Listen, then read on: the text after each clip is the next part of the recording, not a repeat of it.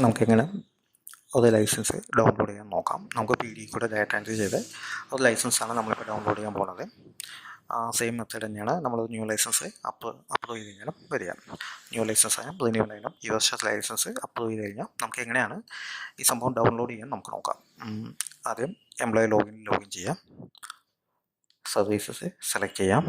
Business facilitation, അതിനകത്ത് statistics select ചെയ്യാം.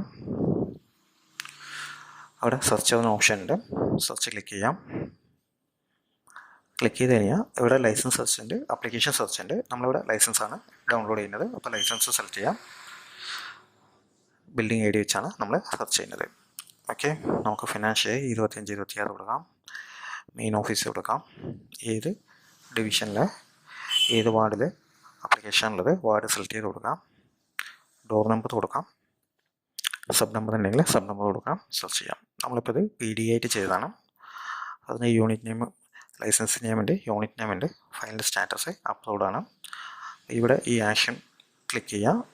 Download click ചെയ്ത് കഴിഞ്ഞാൽ നമുക്ക് ഈ ലൈസൻസ് ഡൗൺലോഡ് ചെയ്യാൻ പറ്റും. ജസ്റ്റ് ഒന്ന് വെയിറ്റ് ചെയ്യാം. ലൈസൻസ് ഡൗൺലോഡ് ചെയ്ത് വന്നു. നമുക്കിത് പി ഡി ആയിട്ട് ഡാറ്റ എൻട്രി ചെയ്തുകൊണ്ടാണ് നമ്മൾ കൂടുതൽ ഡീറ്റെയിൽസ് കൊടുത്തിട്ടില്ല. അതുകൊണ്ടാണ് ഇത്രയും ഇതായിട്ട് കാണിക്കുന്നത്. ന്യൂ ലൈസൻസ് അപ്ലൈ ചെയ്യുന്ന സമയത്തോ അല്ലെങ്കിൽ ഇതിനകത്ത് എന്തെങ്കിലും ഡീറ്റെയിൽസ് കൂടുതൽ വേണമെന്നുണ്ടെങ്കിൽ നമുക്ക് ത്രൂ കറക്ഷൻ വഴി നമുക്ക് കൂടുതൽ ഡാറ്റ അപ്ഡേറ്റ് ചെയ്തിട്ട് നമുക്ക് ഈ സർട്ടിഫിക്കറ്റ് തന്നെ ഒന്നുകൂടെ ഡൗൺലോഡ് ചെയ്യാൻ പറ്റും.